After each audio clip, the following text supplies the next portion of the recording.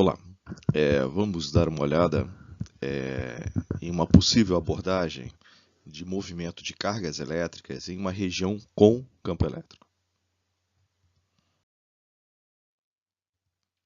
Então aqui tem um corpo carregado positivamente, cá está ele. Ao redor dele há um campo elétrico e há um outro corpo carregado dentro dessa região. Aqui nesse exemplo ele também está carregado positivamente.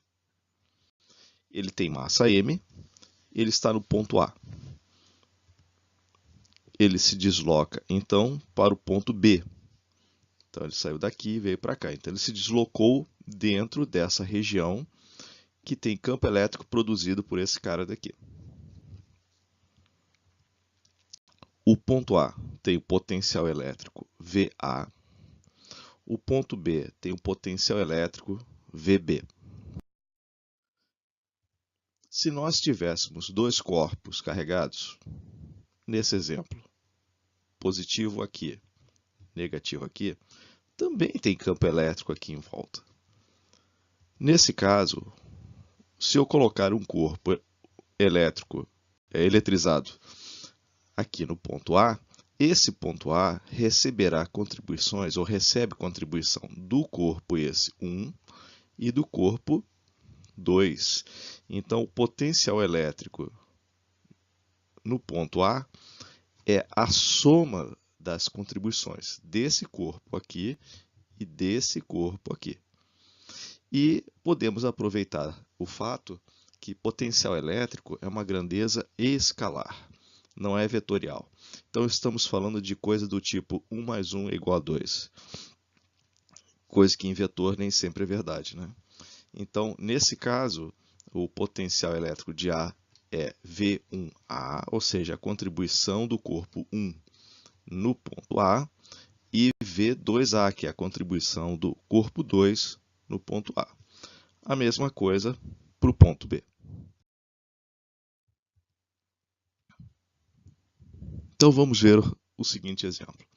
Aqui vocês têm um disco carregado de diâmetro 800 milímetros e com uma densidade superficial de cargas 200 nanocoulombs por metro quadrado.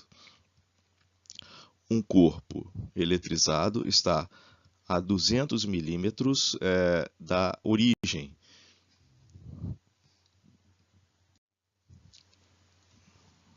E esse corpo vai se deslocar em 600 milímetros ao longo da linha de centro desse disco de diâmetro 800 milímetros. Então ele vai sair daqui e vai vir para cá. Vamos admitir que ele sai do repouso, tem a massa 10 gramas e a sua carga seja 10 nanocoulombs. Aqui é o ponto A, portanto, ele vai se deslocar até o ponto B. E qual é a velocidade dele lá? Qual é a velocidade dele? Esse é o objetivo. Bom, então o ponto A recebe contribuição somente desse cara. Esse cara que produz campo elétrico ao redor dele. Então o potencial elétrico gerado aqui é simplesmente devido a esse cara aqui.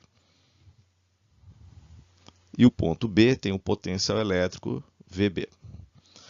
O potencial elétrico gerado por discos circulares é dado por essa equação aqui, onde K é 9 vezes 10 a 9 para o ar ou para o vácuo, sigma é a densidade superficial de cargas, R é o raio e D é a distância do centro, ou seja, a distância do centro do disco, que é aqui, até aqui. Então, para o ponto a distância Dzinho é 200 e para o ponto B é 800 milímetros. Por uma questão de praticidade, eu primeiro calculei esse valor aqui da frente. Então aqui está, 2K pi sigma, dá um pouco mais de 11.300 volts por metro. Então a equação que permite calcular os potenciais elétricos ao longo dessa linha de centro está aqui.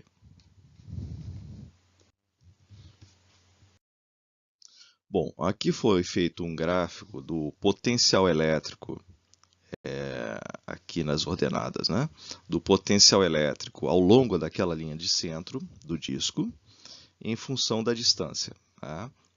E você pode ver que o ponto A tem o potencial elétrico maior do que o ponto B.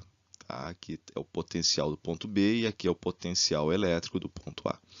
Então, veja, na hora de fazer diferença de potencial, que é sempre o fim menos o começo, obviamente vai ter que dar negativo. Né? Também uma outra possibilidade de enxergarmos através aqui desse gráfico é que aqui, como está no potencial elétrico superior ao ponto B, então esse ponto A se comporta como positivo com relação ao ponto B. Então aqui está a equação, já substituindo os valores do raio e da distância para o ponto A. Então dá quase 2.800 volts. Fazendo a mesma coisa para o ponto B, aqui a distância, 800 milímetros, 0,8 metros, dá um pouco mais de 1.000 volts. Então a diferença de potencial, como já havíamos previsto, ela é negativa. Bom, para calcular o trabalho realizado pela força elétrica, então resgatamos o conceito de diferença de potencial. Então, o trabalho é menos Q vezes ΔV, que é a diferença de potencial. E aí o trabalho, então, é 17,3 microjoules. Tá? E com esse trabalho podemos calcular a velocidade, já que trabalho é variação da energia cinética. Isso resulta numa velocidade de 5,9 centímetros por segundo. Vejamos um outro exemplo. Ao invés de só uma placa, só um disco carregado, agora tem um outro carregado negativamente, esse cara aqui, negativamente, com uma densidade superficial de cargas em módulo igual ao do outro disco, mas negativa. Vamos chamá-lo de disco 2.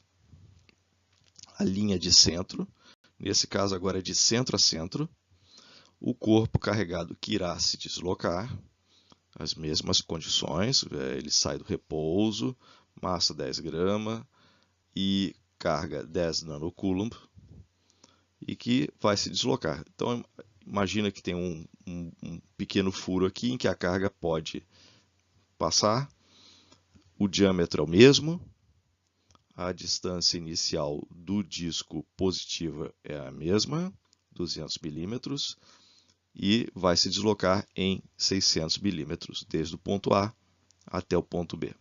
E eu quero saber qual é a velocidade. Essa velocidade aqui. Então, aqui no ponto A, agora, vai receber contribuição desse corpo e desse corpo. Mesma coisa no ponto B. Tá? Vai receber contribuição do disco 1 e do disco 2. A equação é a mesma, só que agora vai ter para o corpo 1, esse cara aqui, o sigma, é positivo, e para o corpo 2, esse sigma é negativo. Então, mesma coisa, por uma questão de método, primeiro calculei essa parte aqui, é o mesmo valor anterior, e agora eu só acrescentei aqui um sinal de mais ou menos, porque depende de qual corpo estamos falando. Também, aqui foi feito um gráfico do potencial elétrico ao longo daquela linha de centro a centro. A curva é um pouco diferente, porque agora são dois discos, né? Mas o ponto A continua sendo positivo com relação ao ponto B, e na hora de fazermos a diferença de potencial VB, que é o final, menos VA, que é o início, vai dar um valor negativo. Aqui estão as equações. Então, aqui é o potencial elétrico gerado pelo disco 1 no ponto A, aqui o potencial elétrico gerado pelo disco 2 no ponto A, e aqui a soma deles. Então, dá um pouco mais de 1.400 volts. E fazendo a mesma coisa para o ponto B, encontramos quase menos 3.500 volts. Então, a diferença de potencial é de quase menos 5.000 volts. Cá está, para ser mais exato, menos 4.882,14 volts. E com essa diferença de potencial, podemos calcular a velocidade. Aí está a definição da diferença de potencial. Então, o trabalho é menos Q vezes ΔV. O trabalho é 48,8 microjoules. Usando o teorema da energia cinética, em que o trabalho é igual à variação da energia cinética, calcula-se, portanto, a velocidade final, já que a inicial é zero. O que vai dar 9,9 centímetros por segundo. Isso já era esperado, né? Ou seja, que essa velocidade fosse maior do que a anterior, né? Porque com a introdução do disco negativo, você está criando um campo elétrico mais intenso entre as placas, né? Ou seja, está fornecendo mais energia para que aquele corpo que se deslocou, né, tivesse, no final das contas, uma energia maior no final. Bom, isso é aplicável em qualquer geometria. Aqui, no caso, foi só resolvido para disco circular, mas poderia ser, em tese, para qualquer geometria, né, exatamente qualquer geometria. Esse método pode ser empregado para qualquer quantidade de corpos envolvidos, para 1, 2, 10, 1 milhão, tanto faz. Obviamente vai ter mais trabalho, quanto mais corpos tiver, mas o processo, o método é exatamente o mesmo. E também não depende da carga que está sendo deslocada. Se é uma carga baixa, se é uma carga pequena, não depende disso aí. O método continua exatamente o mesmo.